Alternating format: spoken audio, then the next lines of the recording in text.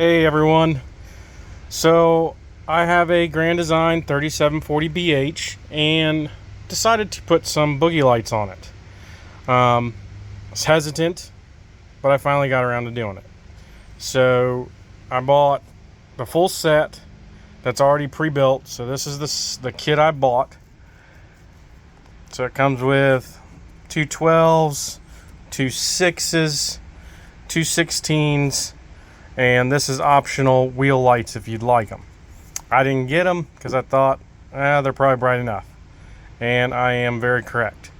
So I'm going to show you a little brief overview as to how I did my install on my trailer, and just to help anybody else out. So let's crawl down under here and give you a little shot of it.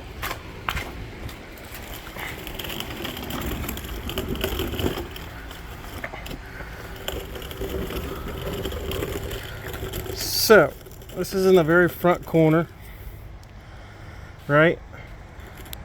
I actually siliconed it like it's supposed to be. Everything on here I added. So your Grand Design is going to come with this here. This is what holds the undercarriage or undercovering for the underside of your RV. I bought this plate that this sits on, these lights sit on, is a 1.5 inch wide by 1/8 inch thick piece of aluminum. So I just mirrored the holes that the factory one was sitting in, so I didn't have to drill any new holes. Right? So I know it's kind of hard to see underneath here.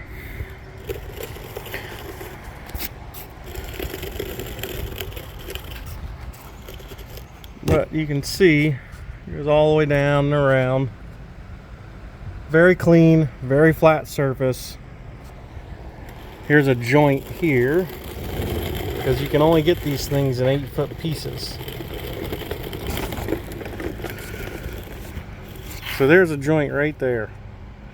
I got it nice and tight. Everything's clean. Now, one thing that they tell you not to do is to bend it on a tight corner. Now, I've had multiple RVs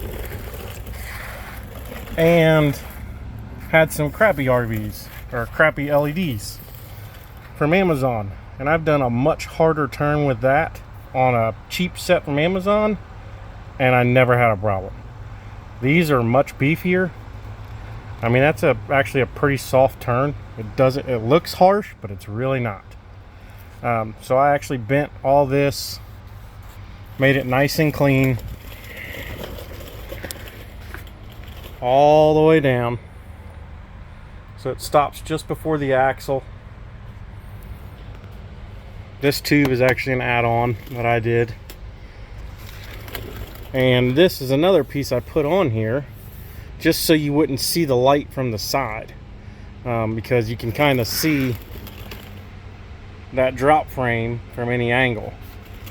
So I riveted it on there. It's a little piece of 1x1 by 16th aluminum, riveted it on there, cut some notches in it so it would sit down and hang, so you can't see this light. If anything, you might be able to see that, but very little. You don't want to be able to see the light, so luckily this piece is about the same height as this. So from you're looking way over here, you can't really see it. So this is the one on the other side. Kind of see how it was done. Pretty clean. That aluminum bends very easily.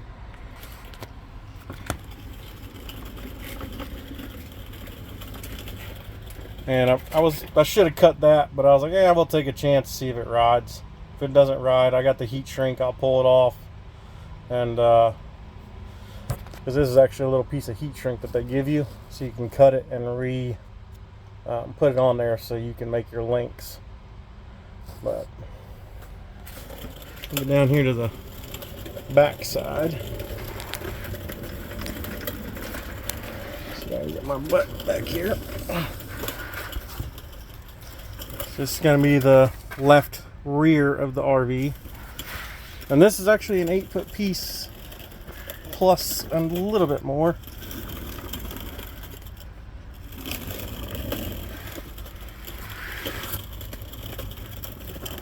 Here's your factory tube that they give you.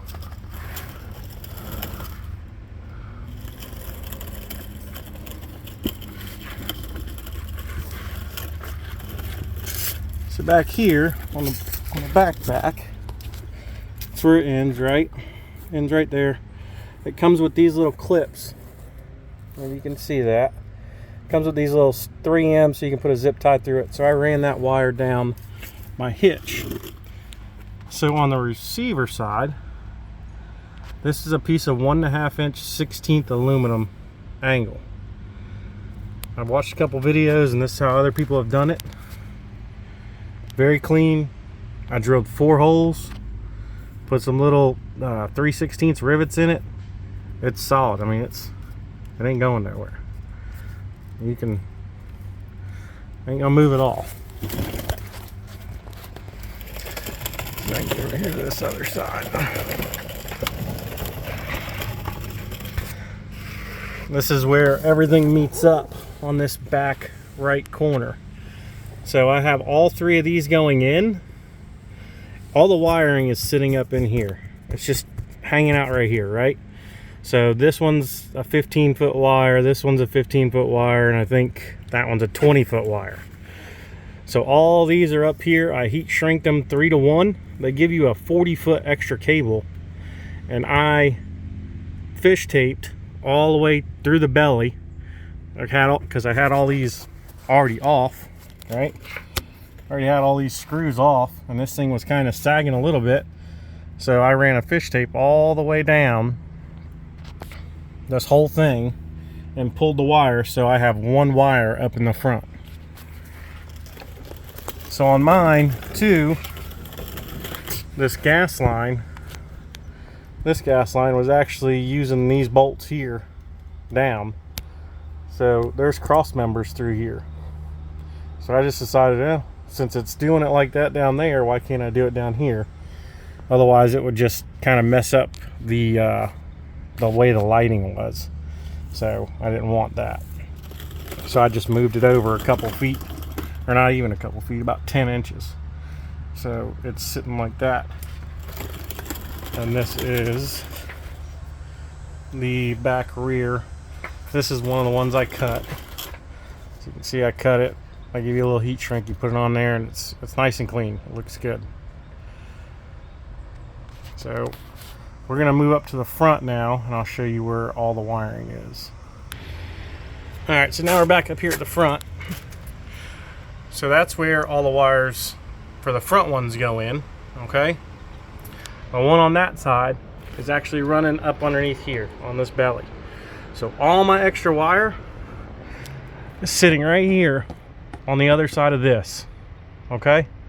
I was gonna drill a hole in the steel frame underneath here to run my wires up, but because these new ones are solar prepped, my solar prep wire runs right through there.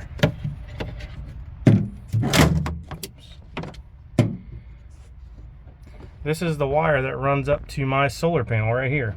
So all my wires, I was able to fish my hand up right here and bring them through. So there they all are. Already a hole here, it's protected so it's not sharp. And this is all just up and fed in the underbelly of the camper. So here's my controller. Got it mounted to this wall, nothing crazy. Power wire runs down, and I have it feeding off of the second battery because there's just too much on these two right here.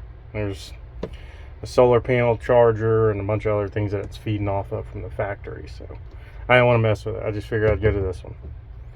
Okay, this right here is my long range extended antenna. So I don't know how far away it works. I'm gonna find out tonight and see how far away it goes when I show you the video of how bright these lights are. But I just fished it up, ran it through. So there it is right there. Got it dang on a little bit. It actually goes right up here underneath this part of the fifth wheel. I was able to fish it out right through here. And then there's my antenna. It's just magnetized. So if I need to tuck it up in here, I can just tuck it up in there, you know. But if I want to push it out a little bit more, I gave myself a little slack, so it moves pretty freely through here. This is just a piece of plastic, I guess. It's not anything crazy. But pretty simple job. Took me a full day to mount all the lights and the aluminum, and then it took me a couple hours to do this. I'm very conscientious on how I mount stuff, and I just want it to kind of be nice and neat and clean. This is all the wires. So this is all the colors, all your black, all your red, all your green, all your blue. I didn't want to heat shrink and make these solid yet. This is a dry compartment, so really not too worried about it. This way, if I wanted to change it, I didn't have to cut and just do a whole bunch of stuff. I figured this was easier. This is what they use on half the wiring around the camper anyways. I mean, there's a factory one right there. So I just went to Amazon, bought a box of them, and they work good. I mean, the wires ain't moving. So we're gonna try it and see how it works out, and go from there. But leave me any comments, any notes you want about it. I think it's a great investment. They're a little pricey, but they're definitely worth it. And I will follow up with part 2 on the color of the lights at nighttime, so you guys can really see how bright these things are.